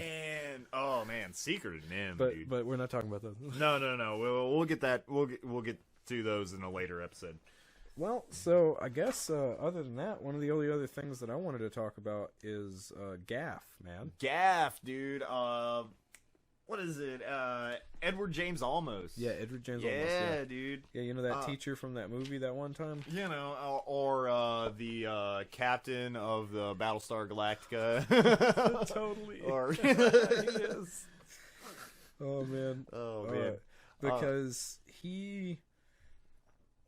Gaff for me, especially in the first film, really encompasses the almost the very streetwise, just the idea of who the typical city, the typical person who lives in this city would be. Yeah. Essentially. Yeah. You know, and a lot of that's felt by the way that he talks, which in the movie is known as city speak. Yeah. And he actually developed that. Edward James Olmos actually developed that language with Ridley Scott. Whoa, I didn't know that. Yeah, really there's cool. an interview with him, and he's talking about how he's reading the character, and Ridley Scott, of course, gave his actors a lot more freedom to actually develop their characters. Yeah. And pretty much do what they wanted to with them. And Edward James Olmos pretty much said, he's just like, I'm reading the lines, but I don't think this guy would really talk this way. I think he would be a lot more streetwise. So why don't we come up with just a language that he speaks in all the time? And if you watch the movie, he really doesn't speak But a handful of times, man. Man, at the very end. Yeah. At the very end, he says something. There might be a few extra scenes with him talking with Deckard in the spinner. In the theatrical version where you actually hear what he's saying. Yeah. But in the final cut, all you see is his lips moving. Yeah. All you see is his lips moving, but you don't actually hear him speak any kind of actual English until the very end of the movie when he's like talking to Deckard on the roof after Batty had, died, and he's essentially just like, like, hey, you finished the case? All right. I guess you're free to do what you want now. Yeah, essentially. Yeah. So, I feel like his messages to Deckard are important. Yeah, the origami that he makes. Yeah. Now that's another thing that's not in the book. Gaff is not in the book at all. Gaff's not. Yeah, he's just a completely original character for the movie. There is another Blade Runner. In the book that helps Deckard out, right? Yeah. So I think that's kind of where they were going with that, but Gaff is actually Deckard's old partner. Yeah, exactly. Essentially, yeah. Because even in 2049, when the one scene that we get with Gaff, he essentially says we work together because we like to work alone. Yeah. So we work together to keep it that way. And the symbolism of the origami. So like the first one that he gives him is a chicken. Yeah. Because he's offering him he's getting the offer of the job. Yeah. And he's telling him not to chicken out. Yeah. Don't chicken out. Huh. Okay. Yeah. The second one is of a man with an erection. And that's because he's got the 3 legs. I don't think I noticed that it was there's a paper penis in this movie, guys. Yeah. He's a man with a third leg. Uncensored paper penis. And it's a reference to the exotic dancer. Like go get Zora, she's an exotic dancer. Yeah. And then the unicorn, so the unicorn is kind of a funny thing. Number one, the unicorn could represent his dream. Yeah. But how would Gaff know? How would Gaff know about the dream unless that was an imposed thought, which would go to the whole, is Deckard a replicant? Yeah. Okay. And, well, but hold on. Yeah. But the other thing that it could mean, have you ever heard the adage of, if it sounds like a horse, if it looks like a horse, it must be a horse. It's probably a horse, not a zebra. Yeah. And it's definitely not a unicorn. Right? Yeah. You know? Yeah. And it's the kind of thing where he gave him a unicorn. Yeah. But there's also the idea of what's the difference between the unicorn and the horse? Yeah. Isn't it just something that we're thinking? You talking about more like is it what we perceive rather than what is real? Yeah, that too. Kind of thing? Yeah, absolutely. Yeah. So it becomes a really deep, like, what the fuck does that unicorn mean? Yeah. I really thought it was interesting. I talked to you about this when we watched 2049. The horse motif is used a lot. It's used a lot in that movie because he's a horse. Because he's a horse. He is not a unicorn. Well, and that's not even like that's not really his memory. That's not his toy. Yeah. We find out later that the lady who was making the memories is actually Deckard's daughter, and not Kay. Yeah. But I thought it was really interesting because the idea of the unicorn being something that is not real, and the horse being something that is real. Yeah. And both of them representing, replicants and something that was born from a replicant but is a real human. Because I mean, both the first and second films touch on the exact same thing, which is the same plight with Ghost in the Shell. It's the existential crisis of what is the nature of existence, and what is the nature of being. What's the difference between this and that? Yeah. And there's a line from Ghost in the Shell 2 where when they're going to examine the corpse of the geisha robot. Yeah. When they encounter Hadale, and she's bringing up this exact idea, and she's saying to say that an android is different from a human is on the exact same lines as saying that black isn't white. Huh. It's a distinction, but it essentially means the same thing. Absolutely nothing. Yeah, it doesn't. Yeah, those are two different things. Okay. Yeah. That's and I think it's some of these distinctions that cause a real big issue in people's thinking in general. This is kind of relatable to modern politics and modern things. People want a this or that. They want a 1 or a 0. Yeah, they want a left or the right. Other. Left or right. They want the black and the white. They really want that. And the fucking problem is that everything is gray. Right. And you you don't know anything until you've experienced it. And what is right for you could be completely wrong for the person standing next to you. Well, but like you just said, until you've experienced it. Well, what if you think you've experienced it? What if in your mind you have experienced this? Yeah. What's to tell you that you're wrong? Huh. We jest earlier, but our friend Neil kind of brought up to me that he thought the movie that 2049 didn't know what it wanted to be. That was the one thing that he said to me. See, and I don't... I think the only thing in the whole movie that seems a little scatterbrained and to a degree feels a little bit like misdirection, which means it's essential to be a bit scatterbrained, are the revolutionaries, or the replicants that are rising up. Yeah, that does seem to kind of come out of nowhere.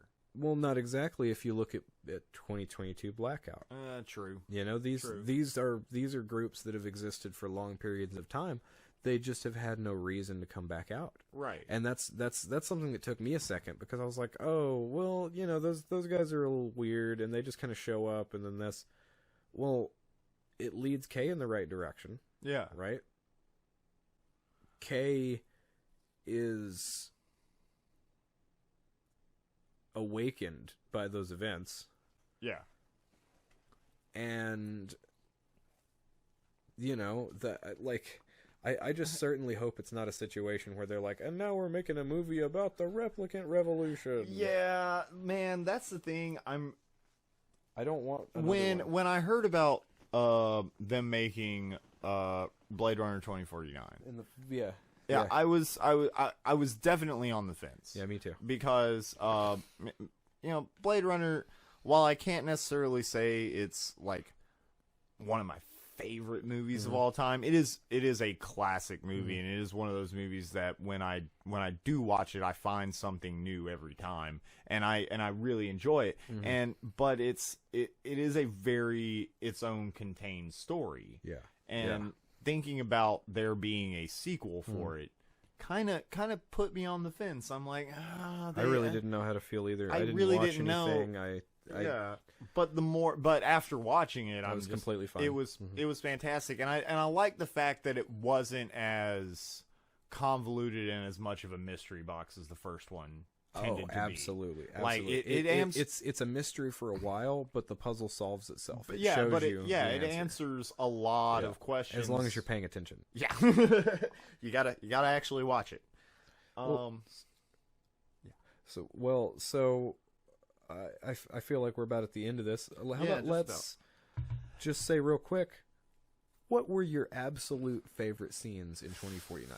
Oh man. Okay, so probably the one that sticks out in my mind the most right now is number one, the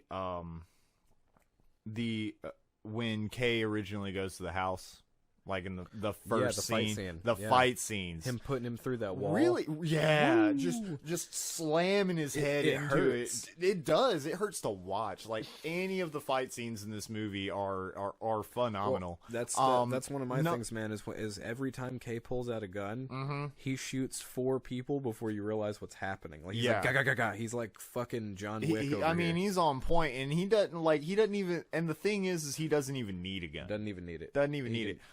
The second thing that really stood out to me was what I was talking about before, when he's walking on that path and he sees the advertisement for Joy. It's so emotionally wrenching and visually beautiful. Yeah. Like it's just that those are probably the two that stand out the most for me. So really. Number one, the thing that I continue to go back to in my mind from this film are the debriefing sessions. Yeah. Sets. Rooms within rooms. Cells. Yeah, cells. Yeah. It's just... What's it like to hold your son in your arms? Yeah. Cells. It just gets so fucking when intense. They're trying to get the baseline. Oh. Man, we never even touched on Lieutenant Josie.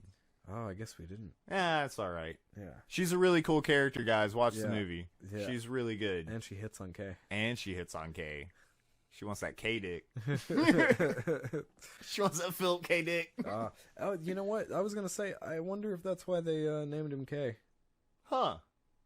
Wow. That would be interesting if we found out that. It's just like Edward James Olmos leaves the sheep. Yeah, and that's two things. It's the same thing he was doing to Deckard, goading him. So he was saying, "You're being a sheep. You're following what they're telling you. Yeah, don't do that." But I also think it's the maybe a throwback to Philip K. Dick and the original novel at the same time. Thing. Yeah. Wow. All right, guys, we're gonna wrap this up a little bit. Wanted to talk about some of these comments. That a couple of people have asked us to cover. I put on Facebook, I said essentially, hey, leave a comment about anything that you would like to hear us talk about in later episodes. Got some really good ones. Have you heard about this documentary, Tickled? Oh, only a little bit. Yeah, okay. So, got that. Watched the trailer. It looks like the most cringe-worthy documentary I think I've ever seen. It's like Professional Tickling League. Professional tickling. Essentially, what they do is you get a team together, and then you go to this event, and then they strap one person from the team down, and the rest of the team essentially sits on you for a period of time and just tickles you. So probably watch that. No, you're not gonna watch it. The other one was a comment, Life on the Line, starring John Travolta. Oh, okay. Yeah. Have you don't know anything about that? Essentially, watched the trailer. It looks like he's a power line worker. And then things happen. Like Phenomenon? No, not like Phenomenon. Like Michael? No, not like Michael. No. You remember that movie? I do remember that movie. That's actually a really good movie. Shut up. And then I think the thing that I know both of us are really the most interested in, and we are definitely doing an episode on this, is Holy Mountain and just Jodorowsky in general. Would love to cover that. I'd like to do an entire thing talking about psychedelic films. I mean, I can think of a couple off the top of my head, like Fantastic Planet, or The Cell, or The Fall, or The Cube. Those are the same movie. Yeah, it might as well be the same thing. And Fortress, those are all the same movie. Yeah, they are the same movie. Scott, that's the same movie.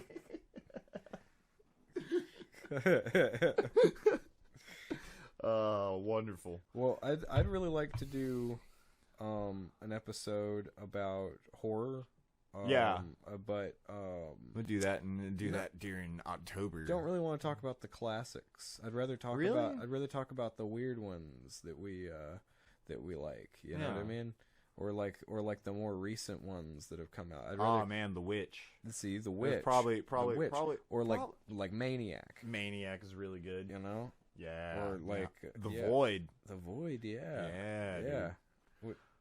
Cool. There we go. All right, guys. Couple of recommendations. Phil, do you have any? Oh yeah, absolutely. Recommendations? I'm, just to stay on topic. There are quite a few Philip K. Dick film adaptations. So I mean, that we didn't even get to. We're gonna try to get to them. But you can watch him, make up your own mind. And number one, I would say out of everything that's not Blade Runner, that's Philip K. Dick, Minority Report is the fucking tits. Oh, it's the best that I can think of is as far as an adaptation. And it's really good, man. I mean, like, it's different than the story by a long shot. That's Spielberg, isn't it? That's Spielberg, and it has that Spielberginess all over it. Oh man, all over it, and it's really well done, and it's intense, and it's Tom Cruise roles. Period. I mean, it made him look tall. Look, man, we all know Tom Cruise is a crazy person, and he probably hasn't done really much of anything good. Crazy people make good actors, don't they? Yeah. I mean, Christian Bale, John Travolta. So I'd say Minority Report, A Scanner Darkly, Adjustment Bureau, of course, Total Recall. Oh, 100% Total Recall. Which either one. The thing is, the newer one is actually, it has a couple more elements from We Can Remember It For You Wholesale than the original, but the original is so classic. And I was watching one of those stupid videos online, the 10 worst practical effects in movies or some shit like that, and it had the scene when he's got the fake woman's head in Total Recall that because he's trying to sneak through the border thing. And, 2 days. Yep. 2 days. 2 days. Or 2 weeks. That's what it is. 2 weeks. 2 weeks. 2 weeks. And they were talking about that was crappy, and it's one of those things that I understand why younger viewers don't get why that's so cool. But it was really cool. Yeah, I mean, like, it's man, special effects are always going to improve, and you can always look back at older special effects and find the flaws in them. Except for Jurassic Park. Jurassic Park is flawless. It's timeless. But I mean, at the same time, I mean, as long as it conveys the idea that it was going for, then who gives a shit if it looks shitty?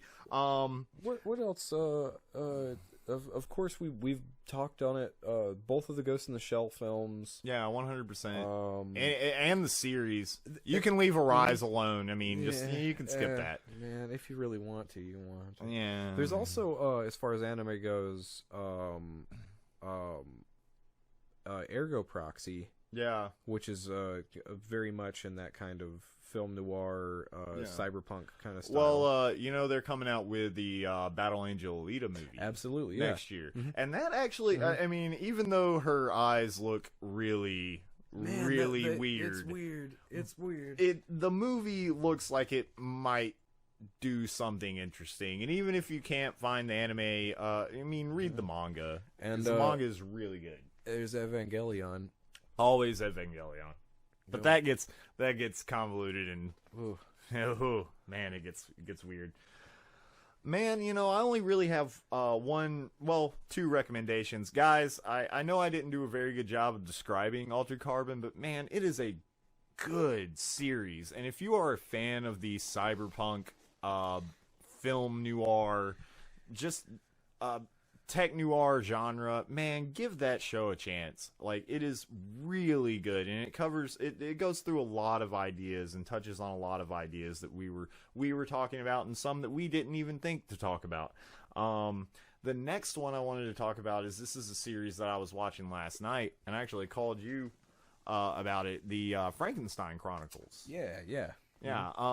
Sean Bean, man. Okay, so he plays this guy. I looked it up after you told me. Oh yeah, he plays this guy who's it's essentially set in a world where Mary Shelley exists, Frankenstein the novel exists, and Sean Bean is a kind of inspector back in London, back in the good old days of London, and he gets wrapped up in a case because they find a girl who was stitched together from 8 other different girls, on the beach.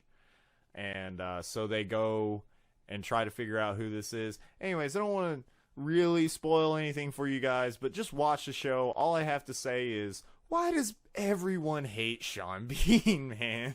Oh, poor Sean. He always, plays the guy who is the most morally right, and he just gets shit on the whole time. And I love you, Sean Bean. I love you, man. And a side note, Mary Shelley's Frankenstein is actually considered the very first work of science fiction. You know what? That's awesome. All right, guys. Thank you so much for listening to this podcast. We have talked for a very long time, and we're both very tired. You can check us out on Facebook, SoundCloud, and YouTube. This particular episode will be available Friday, but if you're already listening to it, you know that.